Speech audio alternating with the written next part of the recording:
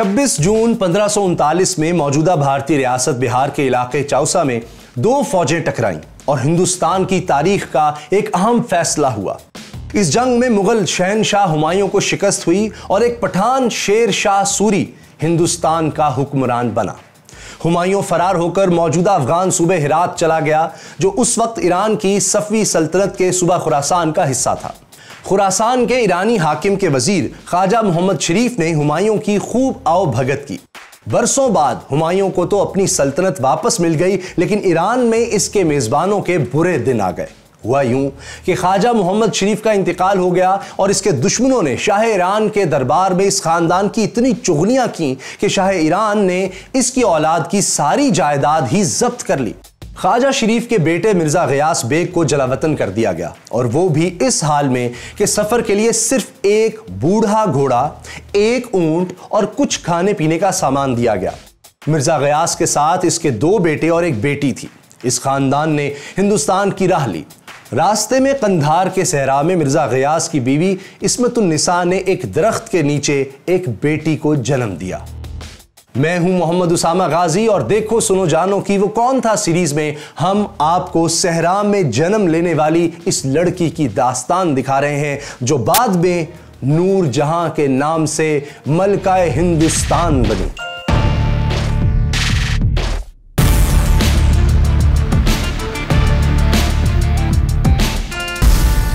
नूरजहां जब पैदा हुई तो इसके मां बाप बदतरीन दिन देख रहे थे, यहां तक कि वो तो इसे सफर की मुसीबतों में से एक मुसीबत ही समझ रहे थे, जिसका सबूत यह है कि उन्होंने बच्ची को जंगल में छोड़ दिया। एक अंगूठी जिस पर मजहबी कलिमात नक्श थे डोरी से बांधकर बच्ची के गले में डाल दी गई, ताकि वो जानवरों और दीगर आफात से महफूज रहे। इनके जाने के बाद एक काफिला वहां से गुजरा और एक सवार ने इस बच्ची को अंगूठा चूसते देखा और इसे उठाकर बाकी लोगों के पास ले आया। इस हवाले से किस्सा मशहूर है कि घुड़सवार ने देखा कि बच्ची के सरहाने एक सांप यूं बैठा था जैसे इसकी हिफाजत कर रहा हो। इसने सांप को मुखातिब करके कहा कि ऐ कुदरत के मुहाफिज, अगर तुम हट जाओ तो मैं इस बच्ची की परवरिश करूंगा। और हैरत अंगेज तौर पर सांप सामने से हट गया और सवार ने बच्ची को गोद में ले लिया। सवार बच्ची को लेकर काफिले के सौदागर मलिक मसूद के पास गया और इसे यह वाकया सुनाया। सौदागर ने बच्ची को साथ रख लिया और नजदीकी गांव में पहुंचकर बच्ची को दूध पिलाने के लिए किसी खातून को ढूंढने लगा। और इत्तेफाक देखिए कि मिर्जा गयास और इसके खानदान वाले भी इसी गांव में ठहरे थे। उन्होंने सौदागर के पास अपनी बच्ची को देख लिया और इसे बता दिया कि यह इनकी बेटी है। सौदागर ने बच्ची इसके असल वालिदैन को सौंप दी, और जब इसने सुना कि मिर्जा गयास खुरासान के साबिक वजीर का बेटा है तो वो इस खानदान को अपने साथ आगरा ले गया। इसने मिर्जा गयास को शाही दरबार में पेश कर दिया। तब हिंदुस्तान पर हुमायूं के बेटे अकबर की हुकूमत थी, और जब शहनशाह अकबर को पता चला कि मिर्जा गयास ख्वाजा मोहम्मद शरीफ का बेटा है जिसने इसके वालिद हुमायूं की खिदमत की थी, तो अकबर ने मिर्जा गयास को अपने दरबार में मुलाजमत दे दी। यूं वो मिर्जा गयास जो फटे हालों आगरा पहुंचा था, वो जल्द ही 36 कारखानों का मालिक बन गया। अब वही बेटी जिसे कभी इसने मनहूस समझकर जंगल में छोड़ा था, इसी बेटी को वो अपने लिए मुबारक समझने लगा था। जब वो 5 बरस की हुई तो जश्न नौरोज पर इसका नाम रखने का फैसला हुआ। इसकी वालिदा तो इसे मेहरुन्निसा के नाम से पुकारती थी, लेकिन जश्न नौरोज पर कुरान पाक से फाल निकाली गई तो जो आयत सामने आई, इसका पहला लफ्ज अशम्स यानी सूरज था। चुनांचे मेहरुन्निसा को शम्सुन्निसा का नाम दे दिया गया। यही इसका असल नाम था, लेकिन वो अपने पुराने नाम मेहरुन्निसा से ही मशहूर हुई। मिर्जा गयास का खानदान शाही महल में रहता था और मेहरुन्निसा को भी शाही महल के तौर तरीकों की मुकम्मल तरबियत दी गई। यही नहीं, इसने तैराकी, नेजाबाजी, तीर अंदाजी और शाह सवारी भी सीख ली थी। मेहरुन्निसा को फारसी और अरबी की भी तालीम दी गई थी। इसके अलावा वो शायरी भी करती थी।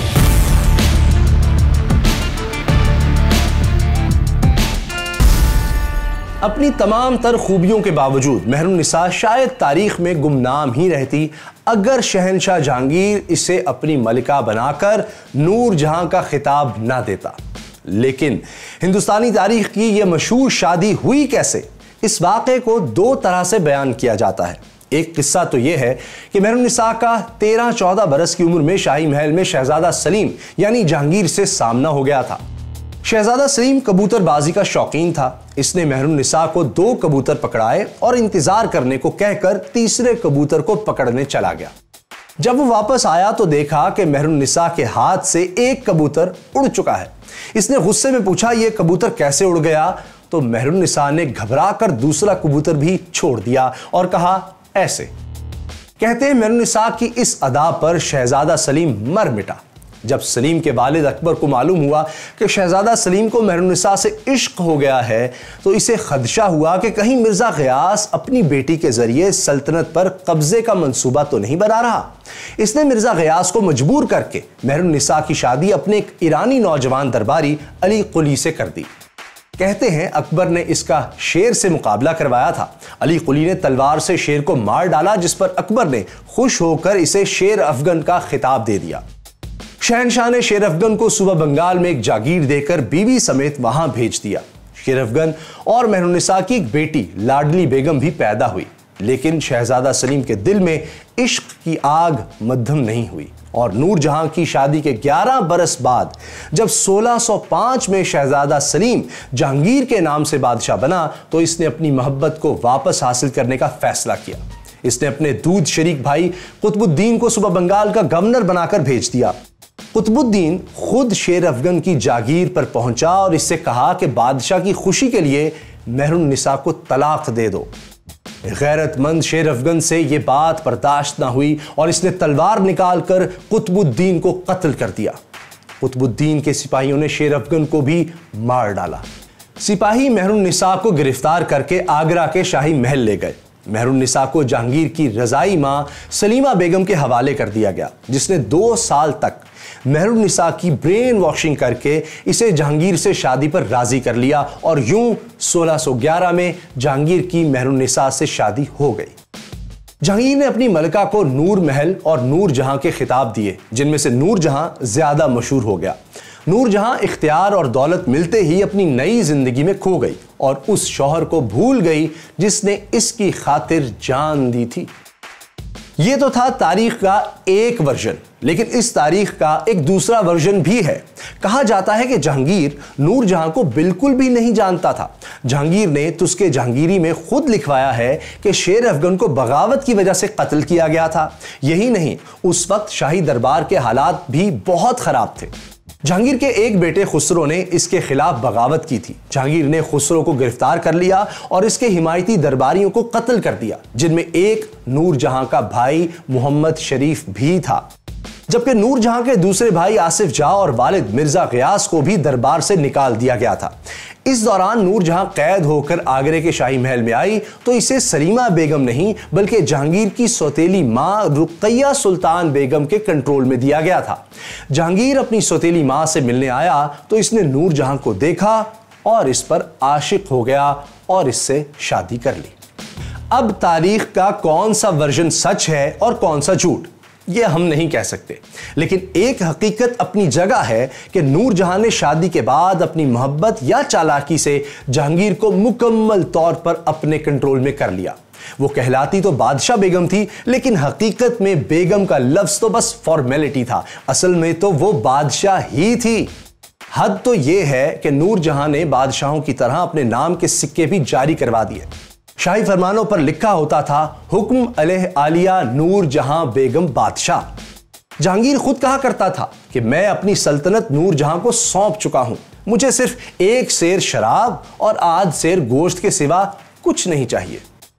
जहांगीर को शराब नोशी के अलावा शिकार का भी शौक था, और वो भी शेरों के। वो अक्सर नूरजहां को भी साथ ले जाता था। सिपाही हांका करके शेरों को इनकी पनाहगाहों से बाहर निकालते और हाथी पर बैठा बादशाह शेर को गोली मार देता। इसमें खतरा भी था, क्योंकि टाइगर 10 से 15 फुट बुलंदी तक उछल सकता है, यानी हाथी पर बैठे शख्स को भी निशाना बना सकता है। ऐसा ही वाकया जहांगीर के साथ भी हुआ। एक शिकार के दौरान जहांगीर हाथी पर बैठा था, हांका करते हुए सिपाही इधर उधर बिखर गए। उधर शहनशाह को नींद आ गई।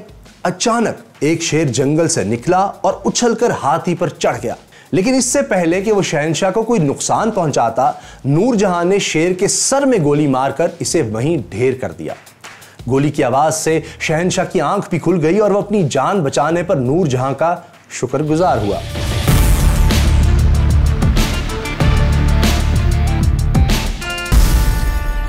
एक और मौके पर नूरजहां ने 6 गोलियों से 4 शेर मार डाले। इन शेरों को मारने के बाद नूरजहां ने फारसी में शेर पढ़ा, जिसका मतलब कुछ इस तरह है कि नूरजहां सिर्फ एक हसीन औरत ही नहीं है, बल्कि वो मर्दों की तरह शेरों को भी ढेर कर सकती है।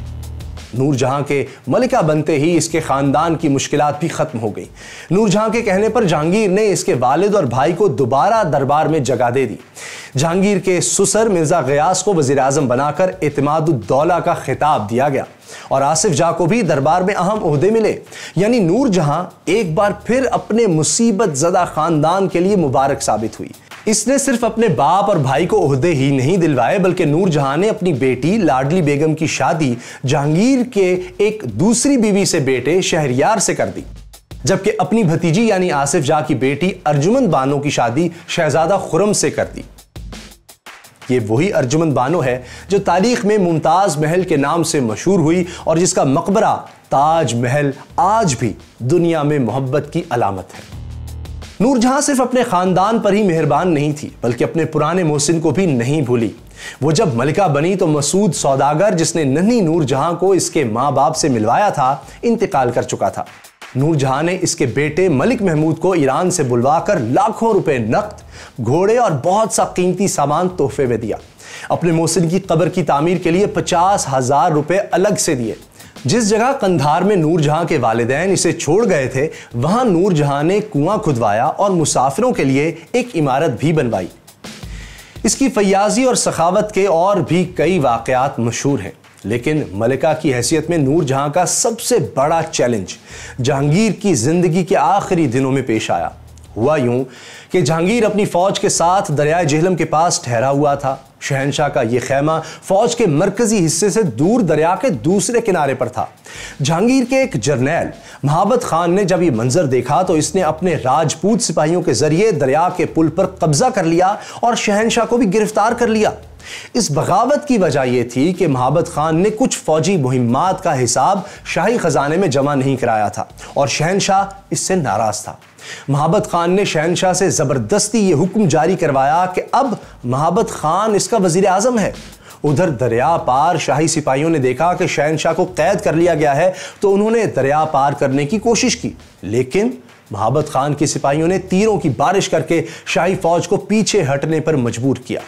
दूसरे दिन नूरजहां खुद फौज लेकर बढ़ी।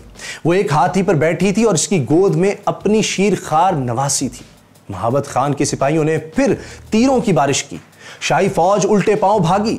नूरजहां की नवासी भी तीर लगने से जख्मी हो गई और नूरजहां को पीछे हटना पड़ा।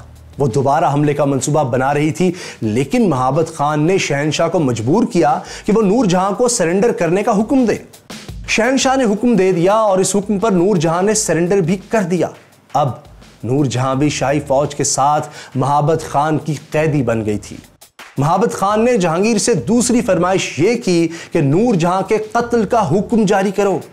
जहांगीर ने कत्ल का हुक्म जारी कर दिया। जब यह हुक्म नूरजहां को दिखाया गया तो इसने हुक्मनामे की पुश्त पर लिख दिया कि मैं शहंशाह के हुक्म पर सरे तस्लीम खम करती हूं, लेकिन मरने से पहले एक बार शहंशाह से मिलना चाहती हूं। जहांगीर ने यह बात पढ़ी तो इसने महाबत खान की मिन्नत समाजत की कि आखिरी बार नूरजहां से मिल लेने दो। जब नूरजहां को शहंशाह के सामने लाया गया तो इसके हाथों में हथकड़ियां पड़ी थीं, बाल बिखरे थे और चेहरा उदास था। इसकी हालत देखकर जहांगीर को इतना दुख हुआ कि इसने अपनी जान का खतरा होने के बावजूद नूरजहां के कत्ल का हुक्म वापस ले लिया। महाबत खान को इस बात पर गुस्सा तो बहुत आया, लेकिन मसला यह था कि वो शहंशाह के हुक्म के बगैर नूरजहां को कत्ल नहीं कर सकता था, क्योंकि अगर वो मलिका को जबरदस्ती कत्ल कर देता तो सारे हिंदुस्तान में इसका सख्त रद्द-ए-अमल होता और मुगल इसके दुश्मन बन जाते। चुनांचे वो खामोश हो गया। नूरजहां ने अपनी जान बख्शी होते ही महाबत खान को रास्ते से हटाने का मंसूबा बनाया। इसने अपना लाखों रुपए का जेवर बेच दिया और इस पैसे से खुफिया तौर पर अफगान सिपाही भर्ती कर लिए। लाहौर से भी अपनी मदद के लिए 2000 इजाफी फौज बुलवा ली। शाही फौज पहले ही मलिका के साथ थी। नूरजहां ने महाबत खान के बहुत से अफसरों को भी खरीद लिया। महाबत खान को बहुत देर से एहसास हुआ कि नूरजहां के मुकाबले में इसके वफादार बहुत थोड़े रह गए हैं। चुनांचे वो अपने मुट्ठी भर साथियों के साथ जान बचाकर भागा और दक्कन में शहजादा खुर्रम के पास पनाह हासिल कर ली। नूरजहां ने जहांगीर को महाबत खान से तो बचा लिया, लेकिन मौत से ना बचा सकी। इस वाक़े के कुछ अरसे बाद जहांगीर का कश्मीर से वापसी पर इंतकाल हो गया। जहांगीर के 2 बेटे खुसरो और परवेज इसकी जिंदगी में ही मर चुके थे। अब तख्त के सिर्फ 2 दावेदार थे, शहजादा शहरयार और शहजादा खुर्रम। नूरजहां की भी जहांगीर से कोई औलाद नहीं हुई थी, इसलिए वो अपने दामाद लाडली बेगम के शौहर शहरयार को शहंशाह बनाना चाहती थी। लेकिन इसका अपना भाई आसिफ जाह अपने दामाद शहजादा खुर्रम के हक में था। हालांकि नूरजहां ने ही आसिफ जाह को दरबार में ओहदे दिलवाए थे और इसकी बेटी की शादी खुर्रम से कराई थी, लेकिन आसिफ जाह ने एहसान फरामोशी करते हुए बहन को नजरबंद कर दिया। लेकिन इस दौरान नूरजहां के दामाद शहरयार ने शहनशाही का ऐलान कर दिया, मगर इसकी हुकूमत सिर्फ 3 माह ही चल सकी। लाहौर के करीब आसिफ जाह और शहरयार में एक अहम जंग हुई, जिसमें शहनशाह शहरयार को शिकस्त हुई और वो गिरफ्तार हो गया। आसिफ जाह ने शहरयार की आंखों में सिलाइयां फेर दी और इसे कैद खाने में डाल दिया। अब आसिफ जाह के दामाद शहजादा खुर्रम ने हिंदुस्तान का तख्त संभाल लिया और शाहजहां के नाम से हुकूमत करने लगा। शाहजहां ने तख्त संभालते ही शहरयार को कत्ल करवा दिया, लेकिन इसने नूरजहां को रिहा कर दिया और 2 लाख या 20 लाख रुपए सालाना वजीफा मुकर्रर कर दिया। नूरजहां ने बेवगी के 18 बरस लाहौर में ही काटे और अपनी निगरानी में जहांगीर का मकबरा बनवाया। 17 दिसंबर 1645 को 68 बरस की उम्र में नूरजहां का भी इंतकाल हो गया। नूरजहां ने अपना कफन अपनी जिंदगी में ही ईरान से तैयार करवाया था, जिस पर कुरानी आयात और मुकद्दस नाम भी लिखवाए थे।